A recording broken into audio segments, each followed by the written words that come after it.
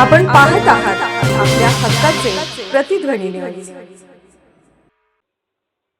बुरखा घातला नाही म्हणून पत्नी व 2 मुलांचा केला खून।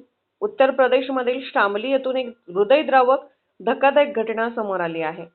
एक हृदय पिळवटून टाकणारी घटना समोर आली आहे। घरातील वाद इतका टोकाला गेला की एका व्यक्तीने आपली पत्नी आणि 2 मुलींची निर्घृण हत्या केली। तो इथपर्यंतच थांबला नाही तर त्याने मृतदेहासोबतही धक्कादायक कृत्य केलं। हत्या करणारा व्यक्ती पत्नी आणि मुलींनी बुरखा घालत नाही यावरून देखील नाराज होता। सध्या पोलिसांनी फारुकला ताब्यात घेतलं आहे। मृतदेहाचा शोध घेतला जात आहे।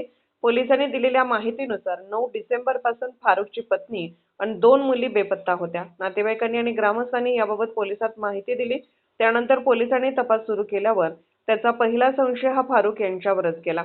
प्रकरण गंभीर असल्यानं शामलीचे एसपी NP सिंह यांनी मोठ्या फौजफाट्यासह गाव गाठलं। एसपी यांनी सांगितलं की चौकशी दरम्यान पती फारुकने पत्नी आणि 2 मुलींची गोळ्या घालून हत्या केली। त्यानंतर तीनही मृतदेह हे घरात खोदून ठेवलेल्या मैल खड्ड्यात गाडून टाकले।